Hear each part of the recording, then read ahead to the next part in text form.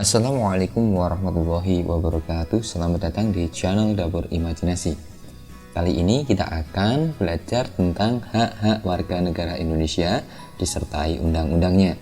Langsung saja ke hak yang pertama. Hak yang pertama adalah hak mendapat perlindungan hukum. Hak ini ada di pasal 27 ayat 1 Undang-Undang Dasar 1945. Bagaimana bunyinya? Bunyinya adalah sebagai berikut. Segala warga negara bersamaan kedudukannya di dalam hukum dan pemerintahan dan wajib menjunjung hukum dan pemerintahan itu dengan tidak ada kecualinya. Selanjutnya untuk hak yang kedua. Hak yang kedua adalah hak mendapat pekerjaan dan penghidupan yang layak. Hak ini ada di pasal 27 ayat 2 Undang-Undang Dasar 1945. Bunyinya sebagai berikut.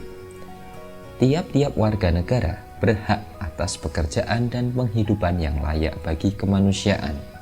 Artinya, setiap warga negara itu berhak memiliki pekerjaan atau mendapatkan pekerjaan untuk penghidupan yang layak. Oke, kita lanjut ke hak yang ketiga. Hak yang ketiga adalah hak ikut serta dalam upaya bela negara. Hak ini ada di pasal 27 ayat 3 Undang-Undang Dasar 1945. Bunyinya sebagai berikut. Setiap warga negara berhak dan wajib ikut serta dalam upaya pembelaan negara.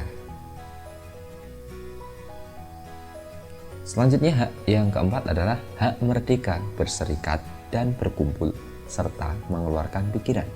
Hak ini ada di pasal 28 Undang-Undang Dasar 1945. Bunyinya sebagai berikut. Kemerdekaan berserikat dan berkumpul, mengeluarkan pikiran dengan lisan dan tulisan dan sebagainya ditetapkan dengan undang-undang. Hak yang kelima adalah hak memeluk agama dan beribadah menurut agama dan kepercayaan masing-masing. Hak ini ada di pasal 28E ayat 1 Undang-Undang Dasar 1945. Bunyinya sebagai berikut. Setiap orang berhak memeluk agama dan beribadat menurut agamanya, memilih pendidikan dan pengajaran, memilih pekerjaan, memilih kewarganegaraan, memilih tempat tinggal di wilayah negara, dan meninggalkannya serta berhak kembali. Itu pasal yang pertama. Untuk hak yang kelima ini ada pasal yang lain, yaitu pasal 29 ayat 2 Undang-Undang Dasar 1945. Bunyinya sebagai berikut. Negara menjamin kemerdekaan tiap-tiap penduduk untuk memeluk agamanya masing-masing dan untuk beribadat menurut agamanya dan kepercayaannya itu. Artinya, negara itu menjamin bahwa penduduk itu bebas memeluk agamanya masing-masing dan beribadah sesuai dengan agamanya tersebut. Oke, selanjutnya hak yang keenam adalah hak ikut serta dalam usaha pertahanan dan keamanan negara. Hak ini tercantum dalam pasal 30 ayat 1 Undang-Undang Dasar 1945. Bunyinya sebagai berikut. Tiap-tiap warga negara berhak dan wajib ikut serta dalam usaha pertahanan dan keamanan negara. Selanjutnya, hak yang ketujuh adalah hak mendapatkan pendidikan. Hak ini tercantum dalam pasal 31 ayat 1 Undang-Undang Dasar 1945. Bunyinya adalah sebagai berikut. Setiap warga negara berhak mendapat pendidikan. Nah, berarti setiap warga negara itu berhak mendapatkan pendidikan. Selanjutnya, hak yang kedelapan adalah hak bebas memelihara dan mengembangkan nilai-nilai budaya nasional. Hak ini tercantum dalam pasal 32 ayat 1 Undang-Undang Dasar 1945. Bunyinya sebagai berikut. Negara memajukan kebudayaan nasional Indonesia di tengah peradaban dunia dengan menjamin kebebasan masyarakat dalam memelihara dan mengembangkan nilai-nilai budayanya. Selanjutnya, hak yang ke-9 adalah hak memanfaatkan sumber daya alam.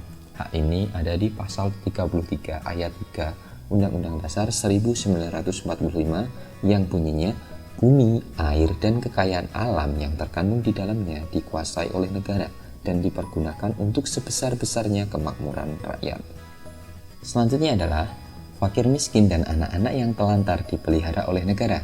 Hal ini berarti fakir, miskin, dan anak-anak berhak dipelihara oleh negara, dan negara wajib memelihara atau merawat mereka.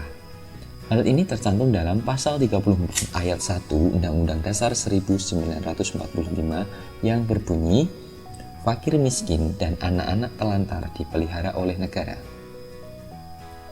Kemudian yang terakhir adalah hak memperoleh fasilitas pelayanan kesehatan. Hal ini tercantum dalam pasal 34 ayat 3 Undang-Undang Dasar 1945 yang berbunyi, negara bertanggung jawab atas penyediaan fasilitas pelayanan kesehatan dan fasilitas pelayanan umum yang layak. Artinya, ini bahwa masyarakat itu berhak atas fasilitas kesehatan yang layak. Baik, itulah tadi 11 hak-hak warga negara disertai dengan sumber undang-undangnya. Tetap semangat belajar dan sampai jumpa lagi.